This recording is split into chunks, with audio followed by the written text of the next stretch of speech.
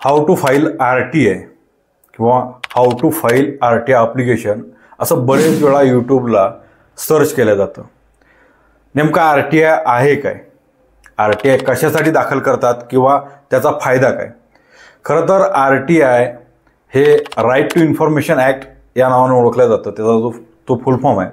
आणि कुठल्याही प्रशासकीय अधिकाऱ्यांना, प्रशासकीय कामाला, मंत्रालयांना कुठलाही जाब विचारण्याचा किंवा आपल्या कामाबद्दल प्रश्न विचारण्याचा अधिकार हा ॲक्ट आपल्याला देतो. खरं तर ॲक्टची स्थापना ही फार पूर्वी व्हायला पाहिजे होती, पण यासाठी बरेच आंदोलनं झाले. त्यानंतर हा ॲक्ट बनवण्यात आला. त्यानंतर सुद्धा काही वर्षांनी याच्यात बदल करण्यात आले की ज्याच्यावर मंत्रालय किंवा प्रशासकीय अधिकारी हे ठरवतील की कुठली माहिती सामान्य जनतेला द्यायची आणि कुठली नाही. पण बऱ्यापैकी आता सामान्य जनतेला माहिती मिळते. तर RTI फाईल करणं फार सोपी गोष्ट आहे. तुम्ही त्यात ऑनलाईन आणि ऑफलाईन या दोन्ही प्रकारे RTI फाईल करू शकता.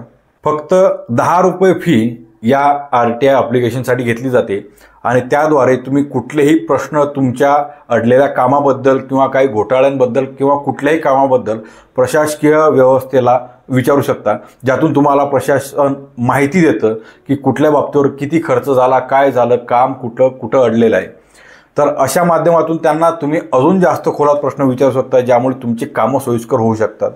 खरं तर प्रशासकीय अधिकारी असो, प्रशासन असो किंवा हे न्यायपालिका असो किंवा हे मंत्रालयातली सगळी कामं असो, नाहीतर ही सगळी मंत्री हे सामान्य जनतेला फक्त पिळवणूक करण्याचं काम करत असतात. आणि RTI त्याच्यावरचं रामबाण उपाय होतं.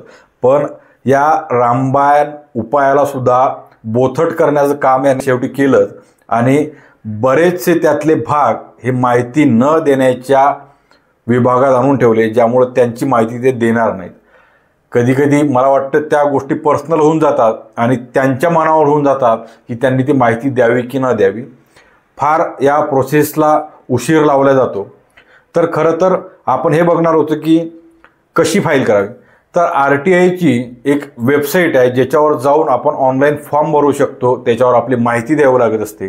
त्याच्यावर आपले इंडियन आयडेंटिटीचे प्रूफ द्यावं लागत असतात. नंतर त्यांना आपण विचारले जाणारे प्रश्न हे अशा प्रकारे विचारले जातात की त्यांना प्रश्न वाटू नये, उलट ते त्यांना काहीतरी माहिती मागतायत या प्रकारात त्याची सगळी सविस्तर बांधणी असावी. त्यानंतरच ते माहिती देतात. असं बऱ्याच वेळा होतं. आणि या RTI ॲक्टमध्ये आपल्याला फक्त नाममात्र 10 रुपये फी भरावी लागते. तर ही फी भरल्यानंतर तुम्ही ऑनलाईन तो फॉर्म सबमिट करू शकता किंवा पोस्टात गेल्यावर एक एनव्हॉल्प, एक त्यांच्या इथे मिळणारा कागद आणि तुमचं आयडेंटिटीचं प्रूफ आणि तुमचे ते प्रश्न असं करून तुम्ही ऑफलाईन सुद्धा फॉर्म भरू शकता. आणि मला असं वाटतं की RTI हा प्रत्येक समाजातील घटकाने उपभोगावा असा अधिकार सरकारने आता तयार केलेला आहे.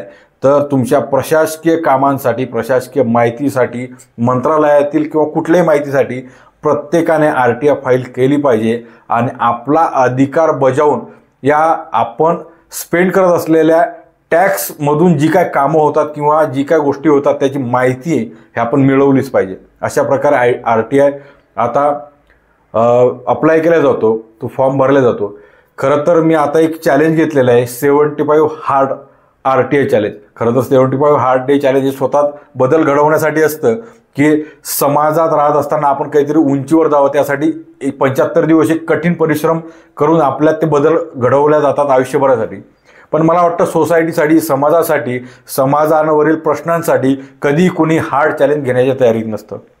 हार्ड चॅलेंज घेतलं तरी फक्त ते काही काळानंतर पैसे कमवण्याच्या साधनात त्याचं रूपांतर होतं.